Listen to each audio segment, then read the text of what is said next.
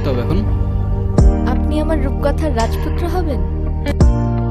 না, কেন? আপাতত ফ্রেন্ডশিপ করতে পারেন। ফ্রেন্ডশিপ করে কি হবে? আপনি আমার রাজপুত্র হবেন আর আমি আপনার রাজকন্যা। ভাইয়া আপনারা কিছু মনে করেন না তো, আমার বান্ধবীর স্কুল একটু ঢিলা আছে। এই চল তো তুই। হাই রাজপুত্র। Hello, what's up? এই তো, আপনার কি অবস্থা? এই তো আলহামদুলিল্লাহ। আপনার নামটা যেন কি? ভুলে গেছি। আমি মেবি আপনাকে আমার নাম কখনো বলি নাই।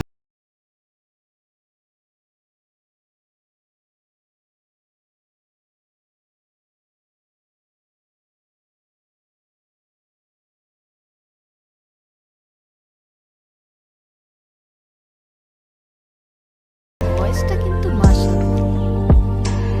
কিন্তু আপনি কি সারাক্ষণ এই গিটারটা নিয়ে ঘুরঘুর করেন?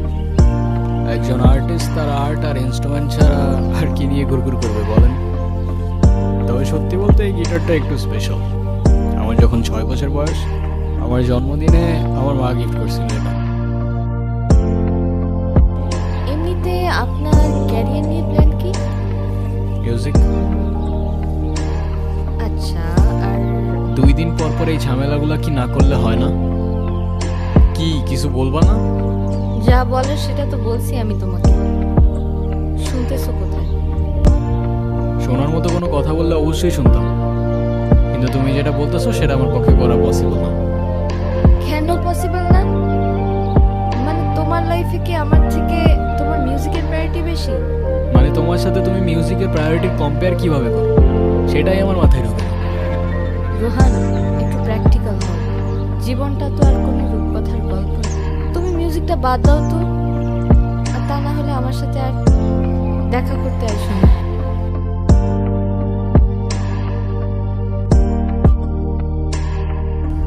কিরে, কি হয়েছে? হ্যাঁ হ্যালো, কোথায় তুমি? তুমি কোথায়? তোমারে কতগুলো কল দিছি আমি।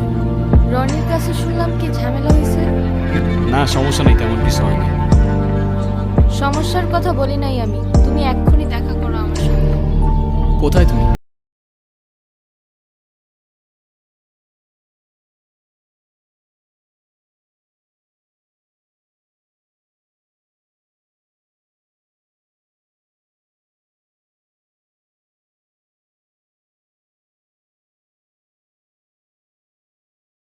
কি তোমার এই মিউজিকের মধ্যে যে এটা ছেড়ে থাকা যাবে না? সেটা হয়তো তুমি আমার জায়গায় থাকলেই বুঝতা।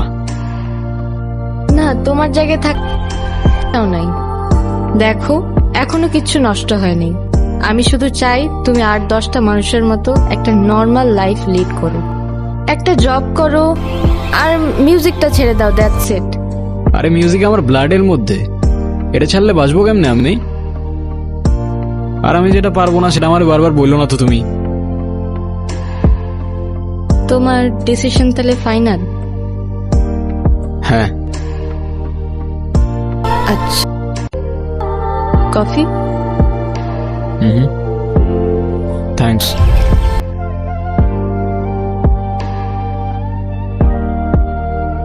কি ভাবছো? তারা তারা হ্যাঁ। কি ভাবছো?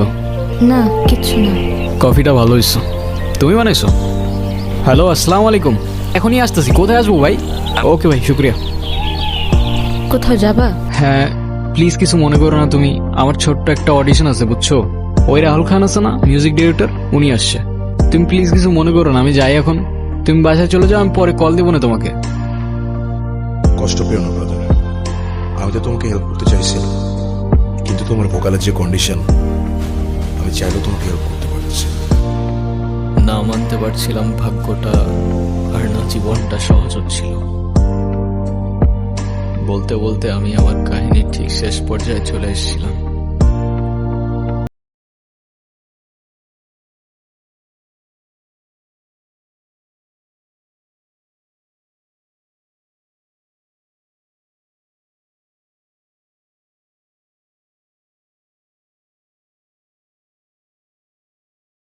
চোখের পাতায় ঘুম ঝরে ঝরঝর, আর তুমি হবা আমার রূপকথার রাজকন্যা। হয়তো এই গল্পটা কোনো রূপকথা কিংবা শুধুমাত্র তারার একটা ভ্রম, তবে জীবনটা তো আর কোনো রূপকথার গল্প না। কিন্তু কাছের মানুষগুলো যদি আপনার সাথে সবসময় ছায়ার মতো থাকে, জীবনটা রূপকথার চেয়ে কোনো অংশে কমও যায় না।